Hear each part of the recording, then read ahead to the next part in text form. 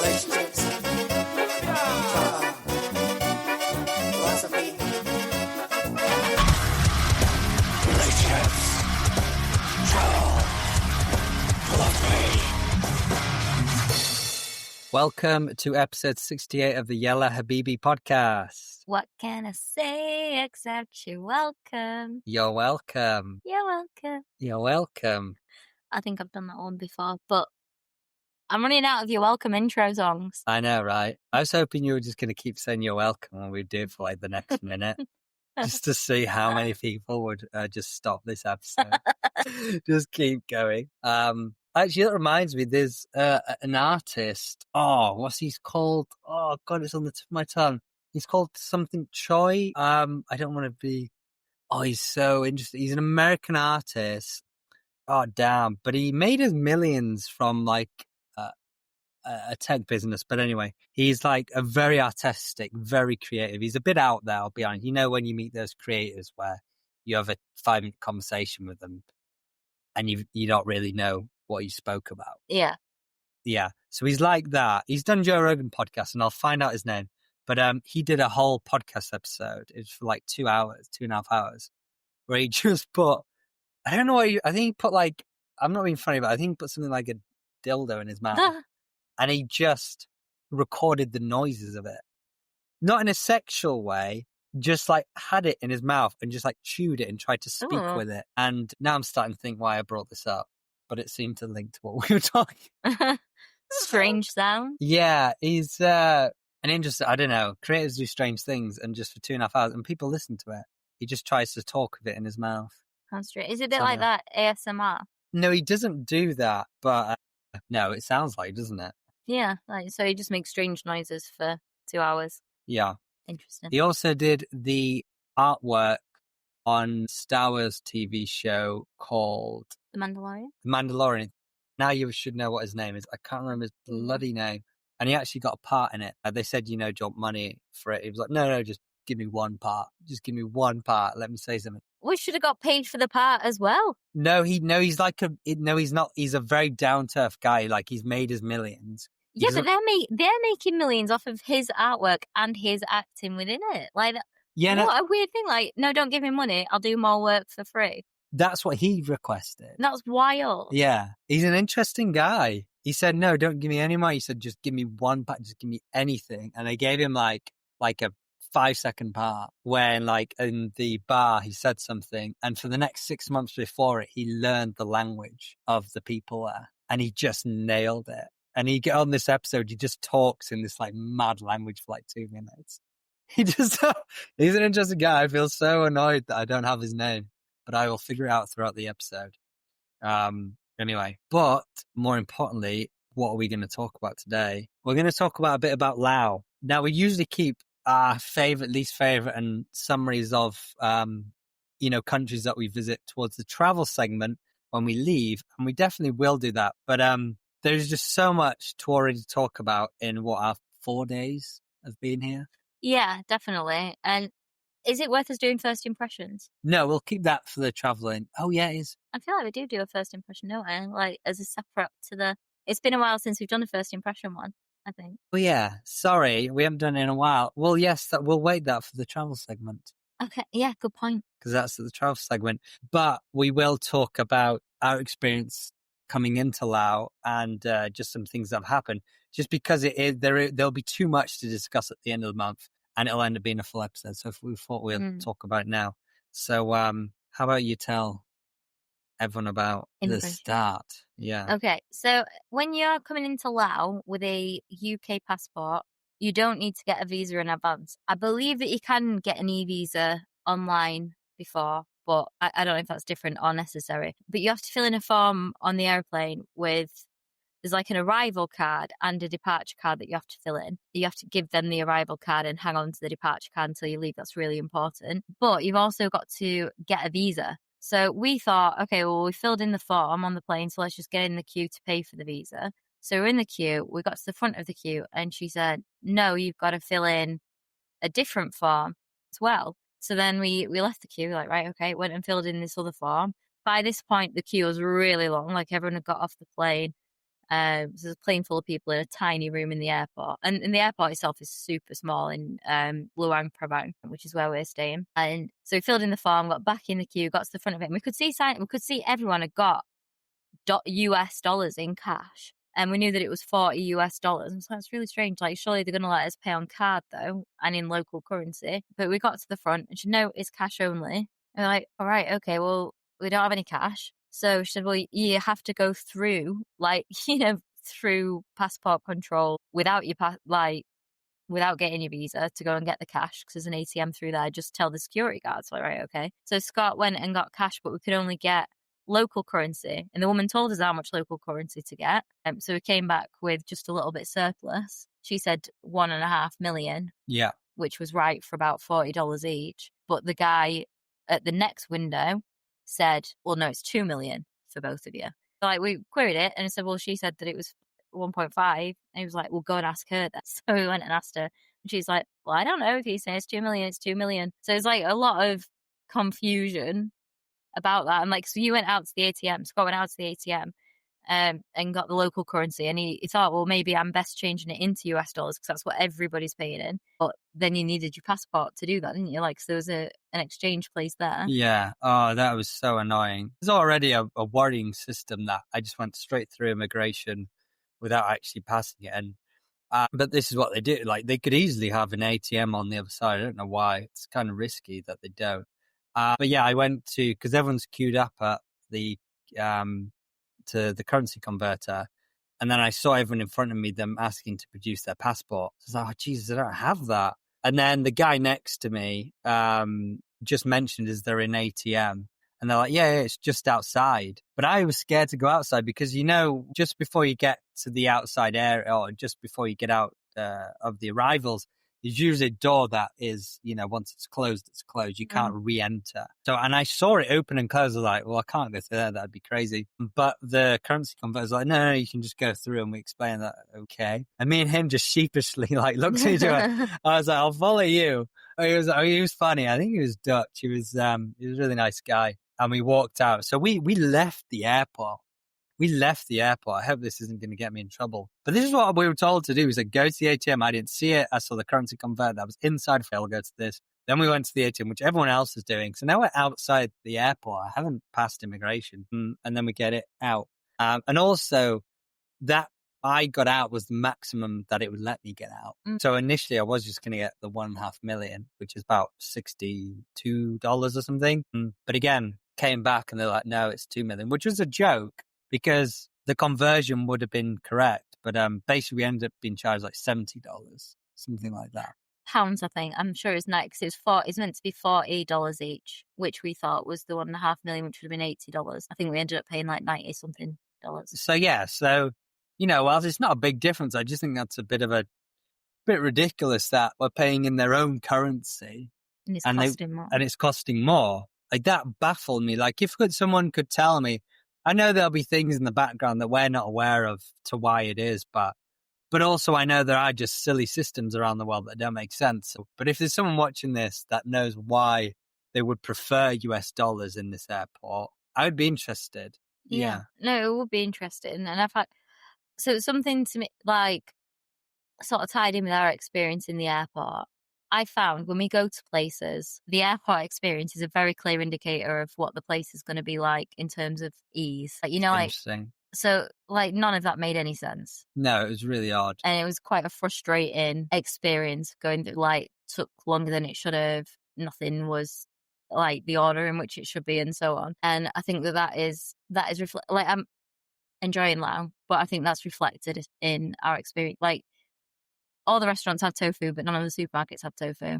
None of the supermarkets have fruit and veg. That's like a separate area of the city you've got to go to get anything. Like, yeah, it's just a little bit difficult. And like, the food order services Food Panda, which we've used in Malaysia, but it requires us to have a local phone number, which we don't have because we use eSIMs. So yeah, just things like that. Like, I think the airport experience for me is an indicator of how straightforward things are going to be in the country. So I will keep an eye on that. I've not picked that up, but I'll keep an eye on that. I mean, it would definitely make sense for Singapore.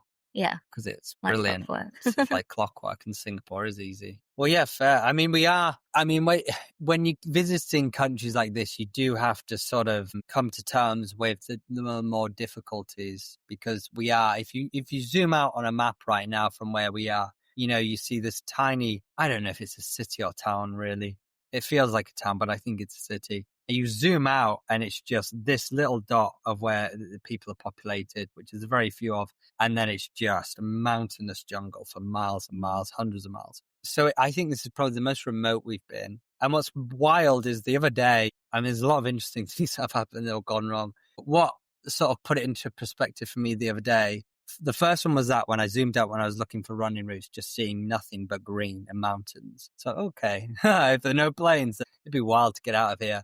And two, when the internet went down, now I know you might think that sounds silly, not just the Wi-Fi went down, but our data on our phones went down. And that seems to be a citywide thing. Like the power is an issue as well, which we'll talk about.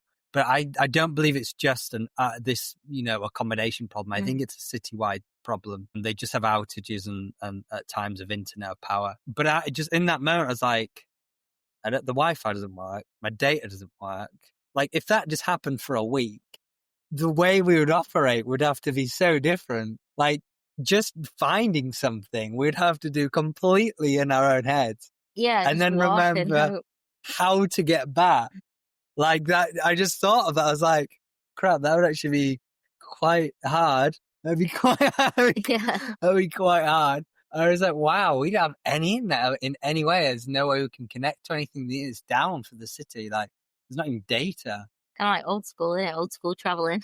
Yeah, it just felt very raw. And in that moment, I was just like, wow, that's why this continues. That's going to be an interesting experience. Really, yeah, I'm starting to feel more disconnected here. And I do hope, I do look forward to us going into the national parks, doing hikes. I love hiking, camping. I think camping in this humid weather is going to be rough, but I'm still just going to embrace it. And yeah, going to go enjoy it and just really feel like out in the wild. That will be really good. Side note, it was David Choe. David Choe, I believe that's how you say it. He's brilliant. He's a really creative, interesting guy. I'm sure everyone knows that name, but look him up. He's done a couple of podcast episodes. He's a real creative at heart, a bit of a quirky guy. But yeah, check him out. And that was the person I was referring to at the start. Mr. Mandalorian dildo in the mouth. Yeah, that guy. He very much does his own thing. But yeah, the supermarket situation, that's interesting because there are many supermarkets. Like there's lots of supermarkets actually. So like, oh wow, like there's loads of supermarkets. This is easy. But there's only one that's worth going into. They just don't have, I don't know, maybe it's ignorant of us because, I mean, we used to having like super massive supermarkets where you can buy absolutely everything. But here they seem mostly home stuff, like plates and suitcases, I don't know, and then just like a little bit of grocery, like not even groceries, but like rice and soy sauce and so on. But you can't really get, you wouldn't be able to get sufficient things to cook a meal in a supermarket, I don't think. Like, you wouldn't be able to go to a supermarket for your weekly shop. You need to stop at multiple places, like at the fruit and veg market and a bakery, because like they don't do bread. And then well, not without milk and egg. Oh yeah, true. Yeah, but it is very few. There's like only 2 options for bread or something. Yeah, that so there's a specific supermarket called DT Supermarket, which is right in the center. That is it's the only worthwhile supermarket for us to go in. I ran around. I've probably been to like 6 other supermarkets now, and the first 3 or 4 aisles are noodle, chocolate, snacks, and like rice. They're like the 4 things. The next 6, 8, 10 aisles, however big the shop is, it's just like houseware stuff, like or it could be clothes as well, but just like pots, pans, chairs, tables, whatever. So that's what all of them are, except for the DT supermarket. That is just a full supermarket. So that's definitely been our best one. We'll just carry on going there. But yeah, the bread for us, because obviously we need it to be vegan. I went to 5 bakeries. 2 of them didn't have bread. 2 of them didn't have bread. The third one didn't exist. And then the final 2 did have bread, but one of them didn't have it wasn't vegan. The final one, literally the final one I just walked upon, didn't even find it on maps. I just walked past it. I thought, all right, I'll try this one finally. And they sorted us out. And I just bought all their bread. I was like, right, I'll take them all. And we've got some big sourdough loaves. And you said it tastes like aniseed now. Yeah, it did. It tasted like every so often I'd bite into it and it'd be like a aniseedy flavour would just appear in my mouth. So that's strange. But it was all right. I hope it's, well, we bought 2, so you can try the other one as well. So yeah, you have to work a lot harder for getting stuff. But hey, that's part of the travel. I think if you're gonna really throw yourself at travel, like we're throwing 3 years at it. We're not doing it half-assed. You can do traveling whatever way you wish. It's still travel. I don't believe in this notion that just because someone goes to an island on, one of the PP islands in Thailand and they stay in a 5-star hotel, that's not traveling. I personally, you can do that if you wish. You'll get less of a feel for the country, but you're still traveling. So, do it your own way. But we're just throwing ourselves fully into it, and we're going to countries probably would have never gone to, never even thought of. We've been to countries I've never even heard of, and like Kosovo, never heard of that. And it was great. And it was great. It was great. The people are amazing, but you've just got to throw yourself into it. And I think if you embrace that, then you don't get angry at it. Yeah, there's going to be moments you get frustrated for sure. But I think if you just embrace that, hey, this is a chapter where we're just going to fully embrace the weird and wonderful and strange and amazing around the world. You start to embrace what you would perceive as bad back at home as you just laugh at it and you go, wow, it's just a quirk of this place.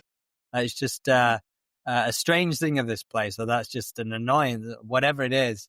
The potholes everywhere. Isn't it funny? Yeah, you just accept. You go, okay, the roads aren't as good here. Like, that's to be expected. To be honest, the road where we're staying in a cabin, which we'll get to in a moment, I'm sure. But the road up here really reminds me of the road like at my house. You're right outside. Oh yes, yeah. On the front of it, it's like just not really solidified gravel with loads of water, loads of puddles. Yeah, there is. It's proper off-road in the path that's near ours, but luckily the main roads of the city are fine. Yeah, they do seem fine and like easy to like. Yeah, it does seem like easy road. Like the roads seem good. Yeah, they seem good.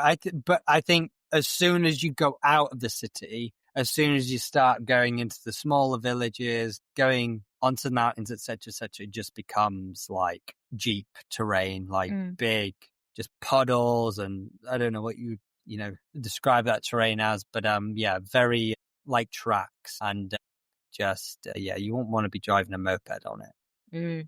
There's a lot of 4x4s here. Yeah, there are, and like pickup trucks and stuff, isn't there? Yeah, that's what you want. It is. We want a pickup truck, so it'd fit right in. Yeah, but we've got a moped instead, haven't we? We have. So included with our Airbnb cabin that we're in, on the listing it says includes a free motorbike. So they've brought us a moped, but we don't use it.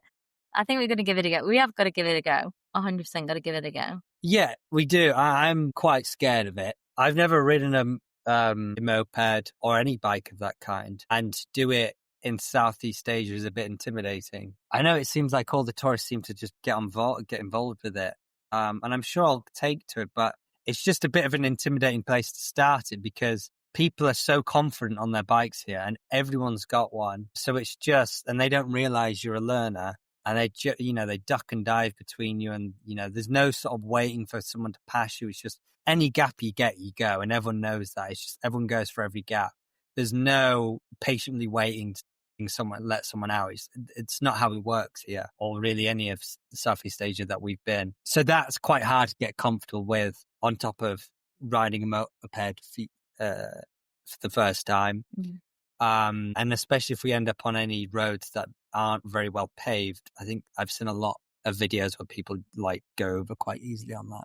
Yeah, and it's quite scary. And like we've witnessed bad moped accidents. We've seen. Oof, yeah, jeez. We mentioned on last episode, I think in Thailand, a woman came off and like ended up with a blooming melon-sized lump on her head. It wasn't even 5 seconds, and she had a melon on blood pissing out of it. It was horrible. It was pretty wild to see in person. When we're in Bali, like you often see It's always tourists. This wasn't actually, that was a local one. the local. In Bali, you often see tourists with like a full leg bandage, like from their hip to their ankle. Yeah. Because they've obviously come off and gone around a corner too quickly or something. So yeah, it is intimidating. It is scary, but I do think that they drive pretty slow here. You're right. Yeah, they do. So I am keen for us to give it a go because I think it'll be really handy for us to dot about places on it. But like when we were trying to figure it out and like trying all the different like functions on it, Scott decided, I'm going to see what happens if I turn the ignition, if I turn the go. If I rev it. Well, I just because we were trying all the buttons to understand it, and it was funny because the guy, our Airbnb host, sort of gave us it. And Shelby, I was a bit worried to ask him how does it work because I didn't want him to think we didn't know how to use it. Because I thought, because he's given us this, and I thought if he knows how, he might be a bit like, oh, no, you're not having it. So I was a bit concerned to ask him questions, but Shelby did it luckily, and he was totally fine. And I didn't really ask much. But then we did it by ourselves, so we were like flicking all the buttons trying to understand. And I was just like, how do you rev it? And it revved. And it revved, but it didn't move. And I was like, why isn't it moving? So I thought, let's just move it a little bit to feel its force.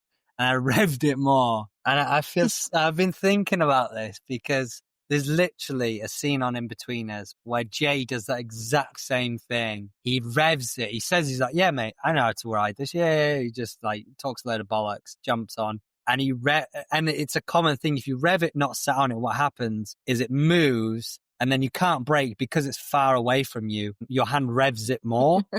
And you try and like grab it and pull it back. Yeah, so you just rev it more, and then what happens is it flies out your hands, and it either goes flying forward or it goes like up in the air. And I've seen this happen. And I did it. And there was a neighbour's moped two mopeds right in front of me. You drove it into two mopeds, Scott. It cracked both of them. Like a couple of minutes later, bless her, the woman next door came out. Gee, Daddy, no, we're just figuring it out. Luckily, they didn't see the moped. We didn't. We checked it. We hadn't damaged them. Luckily. Yeah, there's no like damage. But I just scarpered. Yeah. I was. Yeah. I've been thinking about that. But it's quite heavy as well. Yeah. I didn't know how heavy it would be as well. Like I'm a bit like fuck. If you don't get your balance when you stop, you're gonna fall straight off it. So. Well, I still think we should give it a go. I'm happy to be the driver. You can be my little koala on my back. It'll be very cute. It will be cute. No, I agree. We should give it a go. Yeah. But again, if you have any tips on riding a moped for the first time, especially in Southeast Asia, please let us know. But yeah, there is a roundabout just down there, which is good. It's just a straight road to the roundabout. I was thinking we could test it on that. Is that where the Chinese supermarket? Yes. Yeah. So you can come straight out of ours, turn right, and it would be like driving on it for like probably a minute, 2 minutes, if that. And then you'd go around the roundabout, come back down. Well, that sounds good. And that's right close to as well. If we went fully around that roundabout and just went up a different side street, that's where the cafe was I went the other day. So it's quite nice. We could go for breakfast one day. Yeah.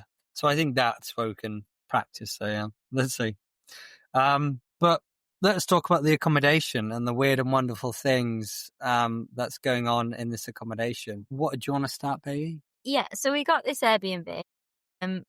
Very last minute. Like when we booked Laos, it was like 2 days before we were flying. Yeah, we were looking around. It's really, really hard to find any apartments here. Like there's plenty of hotels. That's not an issue. But like we need basically space so that we can both work and also a kitchen because we like to cook during the week and eat meals out. So those are our priorities, like separate spaces for work and a kitchen. And I came across this one. I thought, it looks a bit dated, but it looks quite quirky. And it's called La Cabina, a cabin. So we booked it and we got here, and it's like, the way that I would describe it is, if you imagine that you've inherited a cabin off in the jungle that you didn't know was in the family and no one's been to or maintained for 20 years, that's pretty much exactly what it is. So it's got its quirks, but I'm really warm into it, I must say. When we first arrived, I wasn't best pleased because like Scott mentioned earlier about like the power problem, but that's not a this place problem. That's the like local area problem. But like all the lights will like flash in and out. So like I'll be on meetings and it'll just suddenly go dark. There's like the shower's downstairs, but there's a toilet in every bedroom upstairs. I suppose that's not that strange. I think it's the colour of it. Yeah, it's just really dark brown. It's a dark dark, I don't know, what colour would you call it? It's not quite mahogany, but it's not far off. It's what you would paint your fence, your dark brown fence. It's a pretty harrowing colour. And let's just name some problems, but we've just accepted them. There's mould, there's damp, which is not good for my asthma, but it's way less damp than one of the accommodations which we did have to leave in Vietnam. Power will go off somewhat regularly. Well, probably every night, but the lights were completely shut down every hour. Outside is very slippy. It's 2 really steep but small hills to get to Oregon. You got to go up one and then it flattens out a bit and then up again. And yeah, it's just super, it's what do you call it? Mossy, isn't it? It's from the damp stuff starting to grow, and it's just extreme. There's no grip to it, and it's very steep. So yeah, it's just super slippy. Is the water pipe the other day exploded? So I put on the water washing some dishes. The entire tap, the whole cable, the whole water pipe tap, literally just exploded up, smacked the, what do you call it? Wherever you cupboard above it. Yeah, the underneath of the cupboard exploded, hit that, all the water sharp against it, hit all the plates, everything was drenched. I just had to turn it off. I don't know what had happened there. But I've realised now it's been taped. It's been taped up. So oh my God. So yeah, so that was interesting. So yeah, there's 99 problems.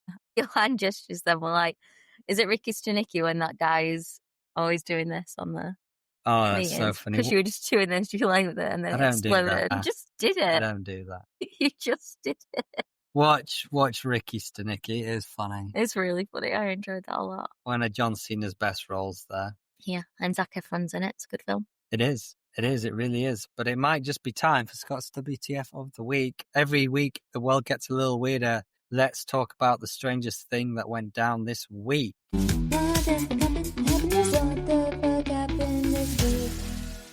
Well, let me tell you, my darling, what do you think's the weirdest thing that went down this week? We moved to a cabin in the jungle. No, it's not. So, the WTF of the week, a man has been arrested. WTF. WTF. In Oregon. Why do you think? Ooh, Oregon. Interesting. Oregon's quite a hipster, part of Portland, Oregon is a super hipster place. Is it for, I know that weed was legal there quite early. Is it for feeding weed brownies to the elderly? No, but I think you should be knighted if you do that. But no, a 40-year-old man has been arrested after deputies discovered he had been secretly living in the crawl space, which they define as the attic, which we know an attic, in a house in Clackamas, Oregon. So he was actually living in someone's attic. Oh my God. And they didn't know about it. They didn't know, no. This is where it gets funny. It was complete with furniture, lighting, and electronics plugged into the property's power supply. He basically had a full-on room up there, and they didn't know. The suspect, which he's called Susie. Benjamin Baker. I didn't have a G in there, so I didn't think it was a bit. Benjamin Baker, there we go. Was found late Wednesday night after a witness reported seeing an unfamiliar man park his car just behind the apartment buildings, and deputies arrived to find the crawl space attic door damaged and locked with an extension cord running through a vent and light glowing inside. When officers forced entry, they found a makeshift living area, including bed lights, TV. He had a TV in there, for Christ's sake. Chargers, electrical devices. He was living his best life. And yeah, he had taken significant steps to improve the conditions of the crawl space. And obviously, he was living inside. What they also found was a pipe with white residue, and apparently that was methamphetamine. So he was just, he was over the moon, I'm sure. He's got this free accommodation, quite nice and cozy. Can enjoy his meth. He's happy days, isn't he? But officers have obviously, got rid of him, and he's now been actually charged with burglary and the possession of methamphetamine, and he was booked in Clackamas County. That's a funny name, Clackamas. If we've got any Clackamas viewers, do let us know. County jail, where he's now his bail is $75,000. Jeez Louise. It's about 55 grand in pounds. So yeah, the crazy thing is I have seen videos of this throughout my life where, when you get into the deep parts of YouTube, and I've seen videos where people at nighttime, they have like night cameras like in the house, right? And at nighttime, someone's like crawled or like come out of their attic space, and they've just gone around the house to get food, to get supplies and whatever, and then crawled back into the attic space, closed it up. And the next day you just see, the family making breakfast and everything. And they've lived there for months, sometimes years. I just do not know how they get away with this. But yeah. So I know it's not the first time this has happened, but it's just wild that people don't realize there's someone else in the house. That is crazy. I mean, it's terrifying to think about it, that someone could just be walking about and you didn't know about it. Did you say how long it was for? No, it didn't seem to define that. Well, I mean, but regardless, even if it was like just for a day, you'd be like, if someone was in your house that you didn't know about, I think you'd just start to freak out. Oh yeah, I'd freak out if I knew that. You just wouldn't feel safe, would you? But I know it never happened to our house because I'm a stickler for checking everything. Scott has every property we're in locked down. He's like the Secret Service treating me like I'm blooming Sultan Caboose. Sultan Caboose. There won't be a nook or cranny I don't know about in the house, especially Sultan. So so I can't see that happening. And I do go up, attics are always irritating to go up because they're all dusty. And if they don't have planks down, then if you don't stand on the beams, then you're just going to go straight through the ceiling. Yeah, you've been in my attic our attic. Yes, our attic. I don't think I've actually been up in that one. I'm sure you've put a Christmas I've been tree up in your attic, but not that attic. What a thing to say. What a thing to say. One of them has a lot of cobwebs. I mean, you have watched Drop Dead Fred, haven't you? I have, yeah. Drop Dead Fred's great. It's like, so if you haven't seen Drop Dead Fred, watch it first of all. They to the listener, I'm saying, obviously, I know you've watched it, what you said. It's clear. He's an imaginary friend that this woman had when she was a little girl, but he suddenly reappears when she's an adult. And he's like, there's one bit where he's like looking between under a mum's skirt. And he goes, cobwebs. Oh, wow. That's rough. That's, who is that actor? Oh, I don't know. He's a British guy. He is very British, isn't he? He's got ginger hair. What's his name? Oh, yeah, Rick Mayall. Rick Mayall. Really, really funny guy. Classic. Drop Dead Fred was made yonks ago, wasn't it? Oh, he sadly died in 2014. Oh, no way. That's so sad. But classic. Very recognisable face if you check him out. But how would you describe Drop Dead Fred? Just really like a bit surreal, funny. I can't remember why it's somewhat like, it's not like Beetlejuice. I can't really explain it. I get why you say Beetlejuice. Yeah. Yeah, it does have that feeling. You've got that, like, is it Janet in Beetlejuice? No, that's in, what's that in? What? Is she in Rocky Horror Show? Those kind of vibes, like that 80s. It's like you've got your America's Sweetheart couple type vibes. And then you've got someone who just comes and like bulldozes it, who's mental. And he is mental. Yeah. So he just like he steps in dog poo and he walks it all over the clean carpet, and she's like having to explain to her mum it's Fred that did it. It's like when she was a little girl and she like stuff would go wrong and she'd blame it on Fred, and then the mum would be like, you see your imaginary friend, of course it was you, but he is real. So he is. It was and it was a 1990 film, but classic. I love the old film, so definitely check that out. Drop Dead Fred. I do have a controversial opinion about Beetlejuice. Yeah. Do you want to hear it? I do want to hear it. It's boring. I thought your opinion was boring. No. It's boring, and if anyone disputes that, I will dispute it with them. I've watched the original 2 times, and I've watched the new one, and every time I would rather watch Dune. I'd rather watch Dune again, and God, that is boring. No, Dune is, I do actually quite like Dune. Dune, I think, is well done. It's just super slow and it will send you to sleep. But I will accept that Dune is a good film. I do know that. But it's kind of boring. But not as boring as Beetlejuice. But yeah. Oh, interesting indeed. Well, I guess it's time for Shelby's Good Vibes Only, is it? It is, yeah. It's time for Shelby's Good Vibes Only. So let's take a break from the chaos. Here's something to make you smile this week. Shelby's Good Vibes Only. A bodega owner, so that's like a convenience store owner, and I think it's Staten Island, gives kids free food for getting good grades. Whale Al-Selwi, also known as Wally, or Island Doc, is turned his neighborhood bodega into a place of celebration and encouragement for local students. He's the co-owner and manager of Zach's Finest Deli and Grocery, and he rewards kids who bring in their report cards with free snacks, cash, and smiles. High-achieving students who score 90% or higher can earn their pick of goodies and a $100 bill and a t-shirt, while those who improve or maintain strong attendance also receive treats. So they like give them the pick of the star if they come in and they show that they've improved. And he said that I like seeing the smile on their faces. Man, it makes me happy. The idea began in 2023 when he encouraged local student Samia Davies to work towards the honour roll, and he promised free items of food for grades, and it worked. So that incentive, like, of knowing, oh, get some snacks if you improved his grades, really, like, spurred him on. And so they turned it into a bit of a local legend. This guy, I'll say Selwi, he's originally from Yemen, and he said that the initiative is personal. I've got my own kids back home and I miss them, so it makes me happy to see other kids happy. I see my own kids in front of me, he said, which I think is really sweet.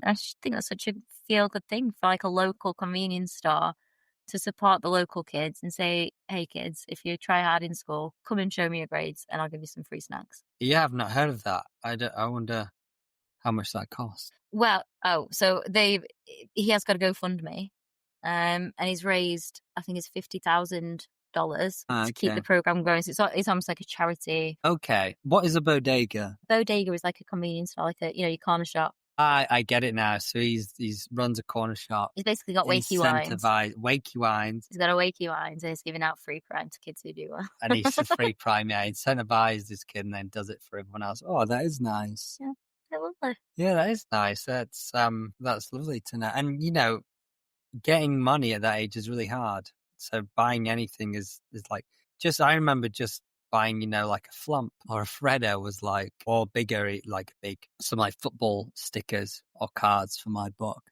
That was like, geez, we'd have to, really work our way up to it. Wash the cars, do the lawn, hoover up, blah, blah, blah.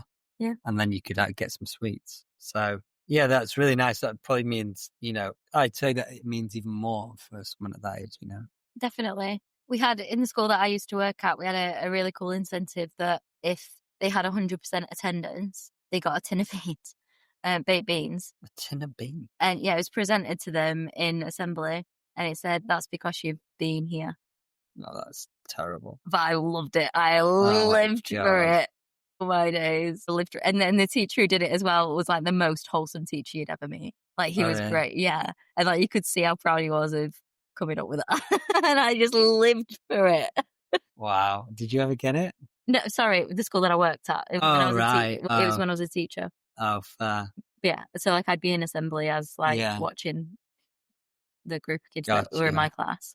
And yeah. And like, just be like, there you go, it's because you've been here. It was great. I loved it. Yeah, that okay. Okay. Yeah. So, well, Scott, what is your first impression of Laos? Yes, our travel segment. First impression of Laos. Jeez, I haven't even thought about this. Wow. Exotic. Exotic. Interesting. Would be the best word for it. Very remote. Yeah, very remote and exotic, I would say. Yeah, I don't think we've been to a more remote place. Indonesia kind of has similar vibes, being in, the rainforest a lot of the time wherever you are, but it's much more built up in Indonesia for the most part. It's way more built up and the roads and etc. So I'd say it feels very remote, and I kind of like that feeling. It feels like you'd get to know everyone, and it's different between, a small village in the UK and everyone knows everyone, but, you could easily go to the next village or city. Here, a lot of people won't be able to afford, a flight. So getting to the next village or city would be quite a journey over mountains and quite a journey through the jungles. It wouldn't be an easy feat to just go, oh yeah, we'll just pop over there. No, it's going to take 2 days to get there. And we have to really think about how we're going to do this. So I think that I've really appreciated that. It has made it more challenging, like the things we mentioned at the start. But again, if you're just going to travel like I'm just doing this to fully experience the world, then you just embrace the good and the bad. So I'd say, yeah, how remote and exotic it feels. I say exotic because it's just I've seen a lot of insects, big spiders, a lot of more insects, and I feel like just a bit more wildlife as well. And I'm going to go on a long run today, so I'm hoping to see more. What about you? I'm going to say community feel, I think. Community. Community. To our Belfast listeners. Yeah, I think that I've witnessed a lot of sort of community engagement. Like, it was the end of the Buddhist Lent, and so there's been this beautiful lantern festival with like floats with fire and dragons and lanterns, and like all the community just coming together, like playing music, being in the streets together. And then like when I've been in cafes and stuff, just how like people just seeing how everyone communicates with everyone, I think is really nice. And I would say it feels like similar to what you said, like about it being remote. It feels like it feels a little bit like how home feels, that people just like. Yeah, your Everyone knows town you. is very community focused. Yeah. Mine is less. Mine is more, if you look at me, I'm going to come round your house and punch you in the face. Or if my kid has been a prick outside and you tell him to fuck off, then we're going to have an argument. Or I'm going to set you. That's my village. Not anymore. Not anymore now, because I live in your village and it's lovely. your It house. is my village now. It is really nice. It is very, I felt that even, when I didn't live there, I got that feeling, it's one of those villages that has one street, has everything in. It still has local businesses. Yeah, a bunch of local businesses. Sadly, some of them are going down because of horrible franchises. But yeah, it does still have that community feel. Yeah. And everyone, like your family knows everyone. Yeah. It's so funny. Like, if I drop the family name down in the town, they're like, oh yeah, I know. Oh yeah, I know the cousin. Oh yeah, I know. I went to school with him. Yeah. Oh, tell him is he all right? Yeah. Ask him. It's funny. It's cute, but I really like that. If we could find our forever home in a place like that, I would love that. I don't like being in a place where people want to know your business. I like to be in a place where people do want to say hi to you and it feels more meaningful of a connection and you do see people every day. Like, I do like that, but I like the space. And I think that town does have it. Yeah. I think people are quite respectful of it. Yeah. So that's what I would say about Laos. It has a similar vibe in that way, that it feels like a close-knit community. Yeah. And that's quite nice. So come to Laos and we'll tell you more about it in the following episodes. But before we do sign out here, please do subscribe. It helps a lot. Obviously on YouTube, you can subscribe. You can follow us on Spotify, on Apple. We're on Castbox, Amazon, many different places, wherever you're listening. Please do like. We do lots of TikTok shorts. We're now trying to do one a day and we're slowly getting there. And you'll see the theme of our TikTok sort of changing over the next few weeks. We're just trying to find our voice again on it. So you're still going to see all the content. So you'll see all the shorts and quick clips from the episodes. But no, we're just trying to get the right voice and branding, which will take a couple of weeks to nail. But yeah, please do. Sharing is much appreciated and definitely rating us, that big 5 stars. Again, we're a small podcast. It means more than you could ever know. It really does. But thank you so much. And another adventure wrapped up. But the journey never ends. Keep your bags packed for the next one. And remember, when in doubt, just say, Yalla Yalla Habibi. Habibi. See you next time.